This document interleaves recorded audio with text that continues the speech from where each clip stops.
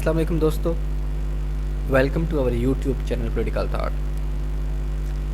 आज की वीडियो में हम पॉलिटिकल साइंस और करंट अफेयर्स की कुछ बेसिक टर्मिनोलॉजीज़ को डिस्कस करेंगे। ये टर्मिनोलॉजीज़ आप अखबारात में पढ़ते होंगे, आप ख़बरों में सुनते होंगे, आप अपनी किताबों में पढ़ते होंगे। इसके बारे में आपको कुछ ना कुछ मालूम ज़रूर होगा।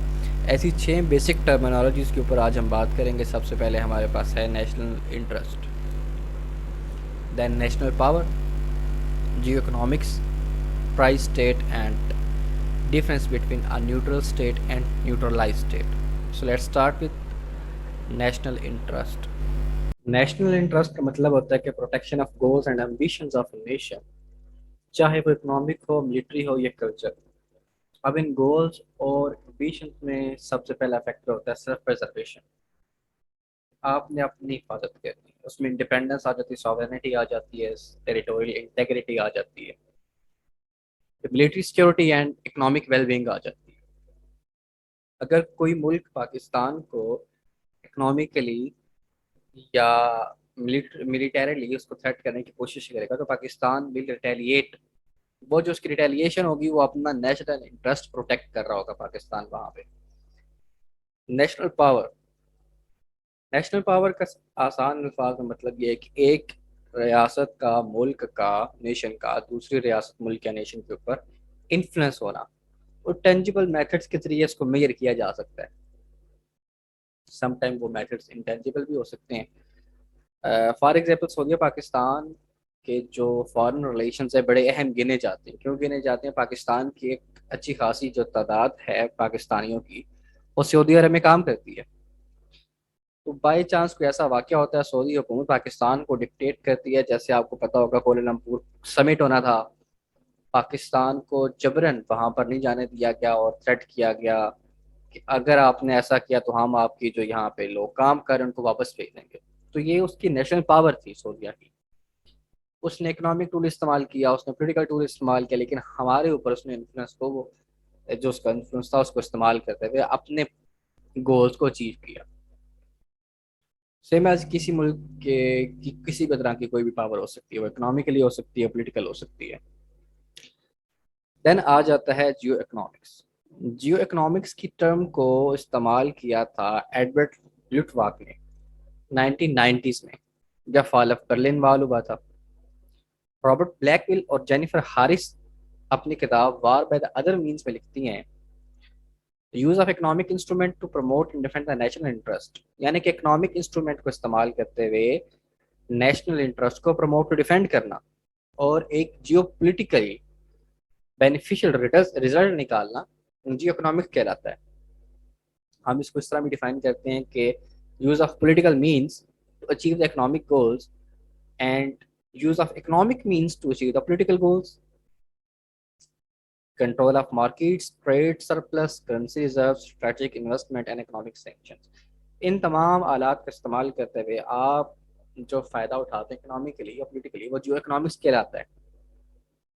मजीद सिंपल करें तो बन जाएगा study of special temporal and economic resources.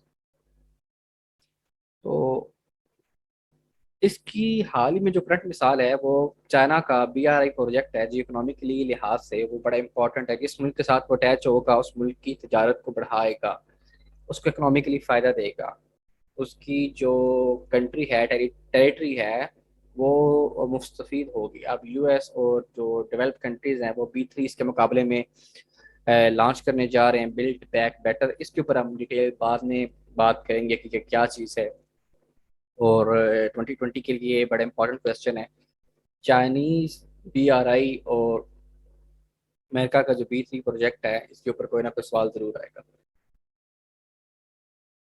तो ये प्रोजेक्ट जहाँ से भी गुजरेंगे उन ममालिक को इकोनॉमिकली डेवलप करेंगे और उन ममालिक की जो टेरिटरी की इंपॉर्टेंस है वो बढ़ा देंगे। सेम एज पाकिस्तान से CPEC गुजर रहा है, BRI का फ्लैगशिप प्रोजेक्ट। तो पाकिस्तान की आप CPEC से पहले की इकोनॉमिक कंडीशन देख लें, बाद के देख लें, और अगर ये कनेक्ट हो जाता है अफगानिस्तान के साथ, तुर्कमानिस्तान और बाकी कार कंट्रीज के साथ, तो पाकिस्तान एक बड़ी वाइटल पोजीशन के ऊपर है।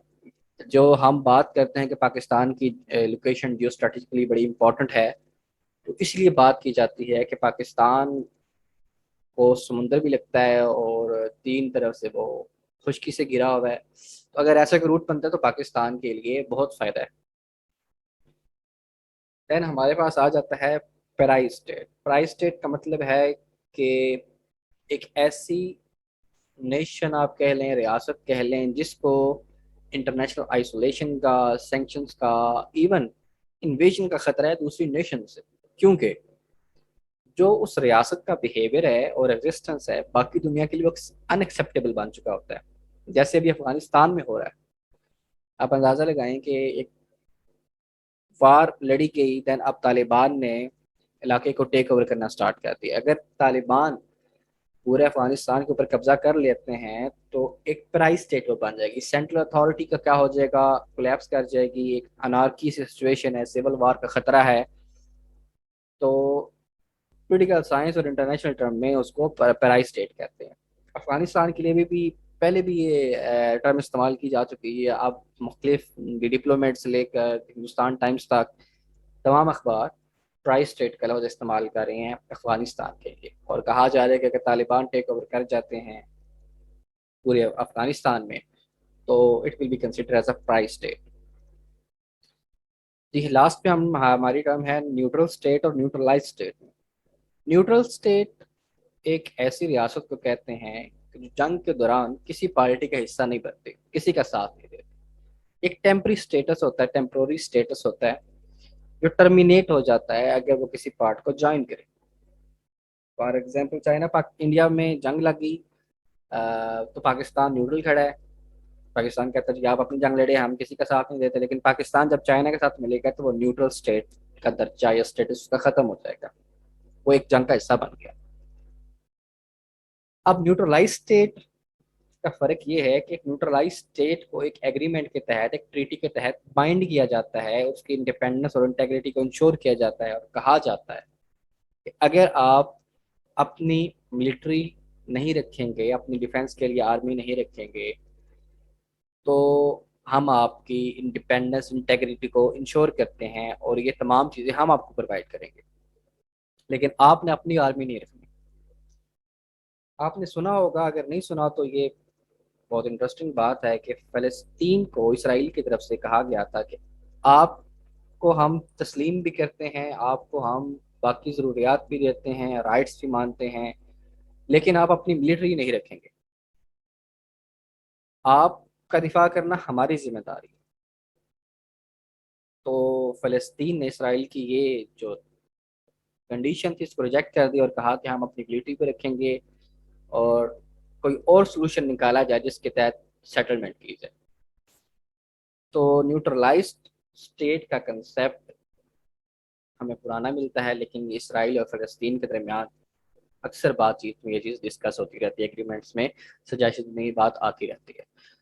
सो गाइस, आज की हमारी ये चीदा चीदा टर्म्स थी। So don't forget to subscribe our channel critical that.